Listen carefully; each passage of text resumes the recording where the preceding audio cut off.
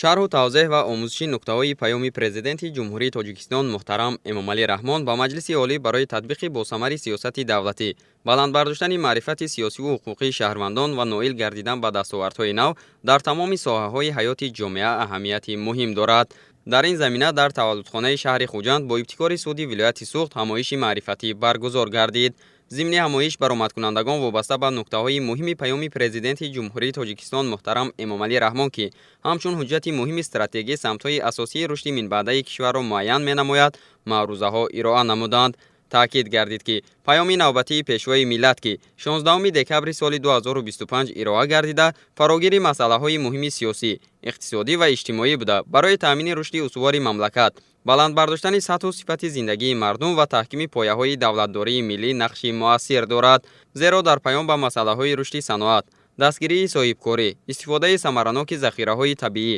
рушди соҳаҳои маорифу тандурустӣ, ҳифзи иҷтимоии аҳолӣ ва таҳкими амнияту суботи ҷомеа таваҷҷӯҳи махсус зоҳир гардидааст ки татбиқи амалии дастуру супоришҳои пешвои миллат барои бозҳам беҳтар гардидани нишондиҳандаҳои иҷтимоиву иқтисодии мамлакат мусоидат намояд. дар идомаи ҳамоиш вобаста ба масъалаҳои мубориза бар зидди терроризм ва экстремизм, пешгирии муомилоти ғайриқонунӣ, воситаҳои нашадор ва таҳкими ваҳдати миллӣ маърузаҳо ироа гардиданд. иброз гардид ки терроризм ва экстремизм аз ҷумлаи хатарҳои ҷиддии ҷаҳони муосир ба ҳисоб рафта метавонад ба амнияту суботи ҷомеа таъсири манфӣ расонад. дар ин замина баланд бардоштани маърифати ҳуқуқӣ ва сиёсии шаҳрвандон, махсусан ҷавонон, тақвияти корҳои фаҳмондадиҳӣ ва тарбияи онҳо дар роҳияи ватандӯстиву худшиносии миллӣ амри муҳим ва зарурӣ ба ҳисоб меравад. از جانب اساسگزار اصول وحدت ملی پیشوای ملت جناب عالی محترم امامعلی رحمان پیام‌های خود را به مجلس عالی جمهوری تاجیکستان ارائه می‌نمایند و امسال ما شاهد آن گشتیم که سنه 16 دکبر سال 2025 از جانب اساسگزار اصول وحدت ملی پیشوای ملت پرزیدنت جمهوری تاجیکستان جناب عالی محترم امامعلی رحمان پیام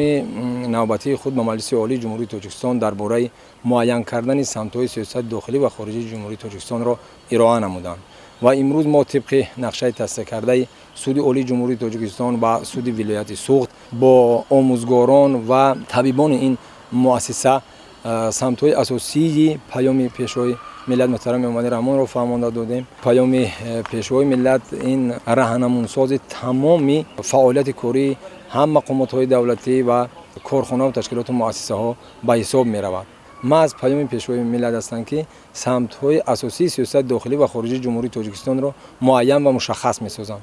дар ҳамоиш қайд гардид ки ваҳдати миллӣ яке аз бузургтарин дастовардҳои даврони соҳибистиқлолии Тоҷикистон ба шумор меравад, зеро маҳз ба шарофати сулҳу субот, ҳамдигарфаҳмӣ ва муттаҳидии мардуми Тоҷикистон ва пешрафту дастовардҳои назаррас дар тамоми соҳаҳо ноил гардидааст. ҳифз ва таҳкими ваҳдати миллӣ, эҳтиром ба арзишҳои миллӣ ва саҳмгузорӣ дар ободиву пешрафти ватан вазифаи муқаддаси ҳар як шаҳрванди ҷумҳурии Тоҷикистон ба шумор меравад. барои татбиқи ҳадафҳои созандаи давлату ҳукумат, иҷрои дастуру супоришҳои дар паёми президенти ҷумҳурии Тоҷикистон муҳтарам Эмомалӣ Раҳмон муайян гардида ва саҳмгузорӣ дар таҳкими сулҳу субот, ваҳдати миллӣ ва рушди устувори ҷомеа ҳар як сокини мамлакатро зарур аст ки фаъолияти худро боз ҳам тақвият бахшад.